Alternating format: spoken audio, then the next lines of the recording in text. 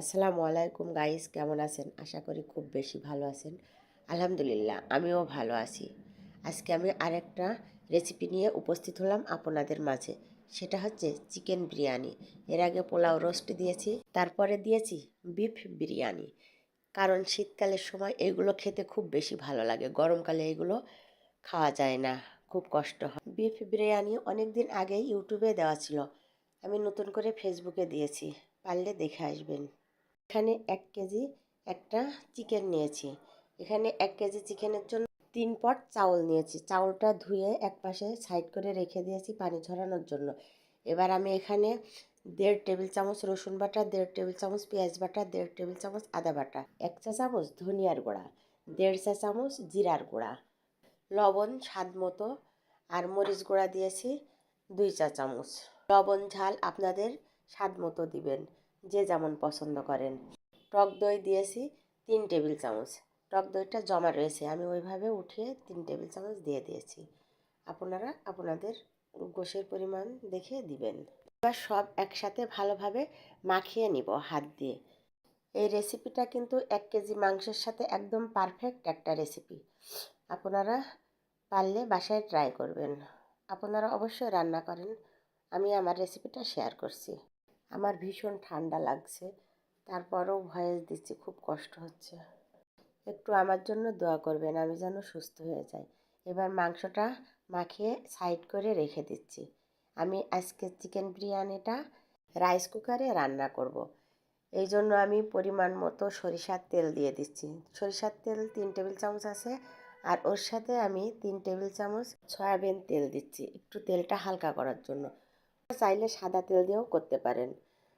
1 cup পেঁয়াজ কুচি, 3 টুকরা তেজপাতা, 4 টুকরা দারুচিনি, 5 থেকে 6 টুকরা এলাচ, আর 5 থেকে 6টা লং। এগুলো একবারে সব ভালোভাবে ভেজে নিব, যাতে গন্ধটা বের হয়ে যায়, পেঁয়াজের কাঁচা স্মেলটা, আর মশলাগুলো যাতে একটু ভাজা হয়ে যায়।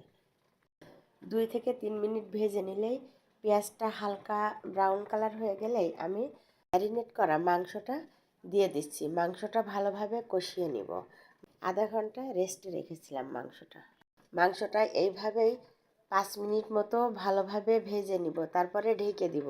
ঢেকে আলগা করে কিছুক্ষণ ভাজার পরে আমি 1 কেজি মাংসের জন্য আমি কিনা বিরিয়ানির মশলাটা ব্যবহার করছি।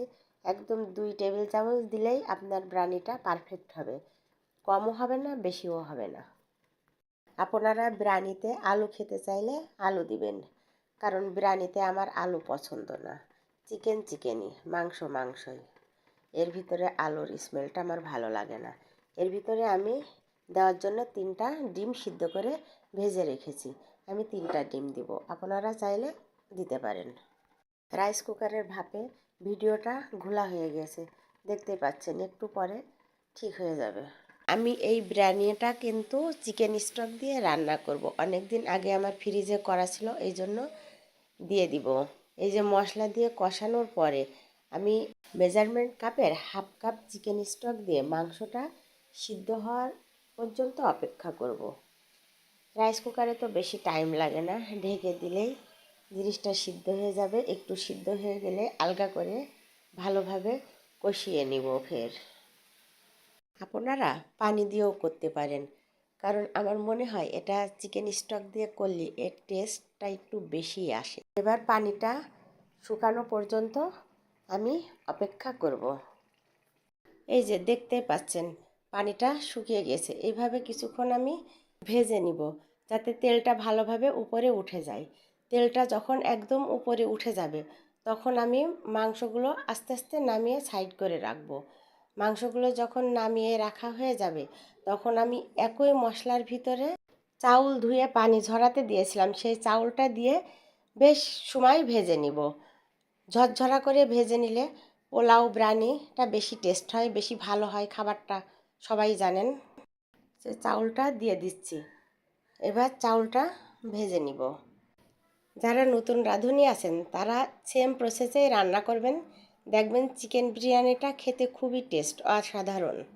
পারলে চিকেন স্টক দিয়ে করার চেষ্টা করবেন। চাউলটা ভাজা হয়ে গেছে।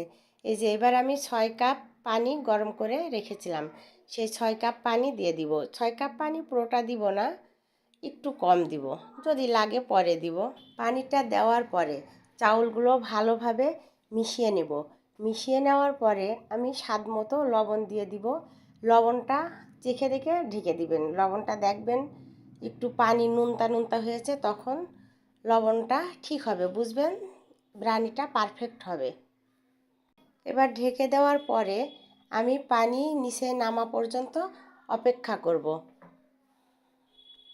যারা আমার রান্না দেখেন, আমাকে একটু সহযোগিতা করেন, তাদেরকে অসংখ্য ধন্যবাদ।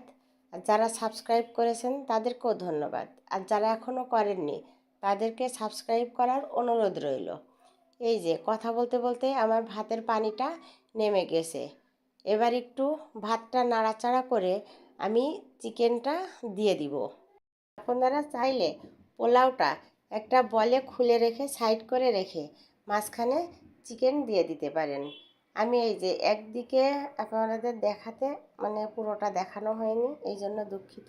1 মুঠ কিশমিশ আছে, বাদাম আছে হাফ মুঠ, বেরেস্তা আছে হাফ মুঠ, এগুলো সবই হাফ মুঠ করে নিয়েছি। আর 1 টেবিল চামচ গুঁড়া দুধ আছে, এগুলো সব একসাথে মাখিয়ে নিচ্ছি। আপনারা চাইলে চিনি দিতে পারেন, চিনিটা আমি খাবারে পছন্দ করি না। বেরেস্তা ভাজার সময় 1 চা চামচ চিনি দিয়েছিলাম, ওইটুকুই এনাফ। এবার সব ভালোভাবে মিশিয়ে নিব। মিশিয়ে নেওয়ার পরে আমি মাঝখানটা একটু ডিপ করে নিচ্ছি, ভাতগুলো সাইড করে রেখে আমি মাংস আর ডিম দিয়ে দিব, দিয়ে দমে দিয়ে দিব। ভাত 90% সিদ্ধ হয়ে গেছে, আর এই তেল মশলা যা আছে বাকিটুকু হয়ে যাবে আশা করছি। এবার আমি মাংসগুলো ভাত দিয়ে ঢেকে দিব, দিয়ে উপরে একটু বাদাম কিশমিশ, তারপর পেঁয়াজ, বেরেস্তা আর 2 টেবিল চামচ ঘিটা অবশ্যই একটু দেওয়ার চেষ্টা করবেন। ঘি দিলে আলাদা একটা ফ্লেভার আসে, টেস্টও আসে। ঘি দিয়ে দিব, কিছু কাঁচামরিচ দিয়ে দিব ফ্লেভারের জন্য। দিয়ে আমি রাইসটা খুব ভালোভাবে দমে দিয়ে দিব, এবং রাইস কুকারের ছিদ্রটা টিস্যু দিয়ে নাই লং দিয়ে যে কোনো জিনিস দিয়ে আটকিয়ে দিবেন। আধা ঘন্টা পরে ফিরে এলাম ভাতের কাছে, দেখি কি অবস্থা। একটু জাফরান দিয়েছিলাম, জর্দা রং নাই, আপনাদের হাতের কাছে যেটা থাকবে সেটাই দিবেন। একটু জর্দা রং থাকলে জর্দা দিয়ে রং দিবেন, জাফরান থাকলে জাফরান দিবেন। ওইটা একটু ছড়িয়ে দিয়ে দমে দিয়ে দিবেন। পরে আলগা করে ওইটা একটু হালকা করে নেড়ে দিবেন, দেখবেন ভাতটা সুন্দর কালার এসে যাবে। ফিরে এলাম 30 মিনিট পরে। ভাতটা একটু আলগা করে আপনাদের নাড়িয়ে দেখাচ্ছি। একটু পরে আমি একটা ডিশে নামিয়ে নিব। কতটা পারফেক্ট হয়েছে দেখলেই বুঝতে পারবেন, খেতে তো দিতে পারবো না। যে আমি বিরিয়ানিটা নামিয়ে নিচ্ছি, দেখেন এইভাবেই রান্না হয়ে গেল আমার মজাদার সুস্বাদু চিকেন বিরিয়ানি।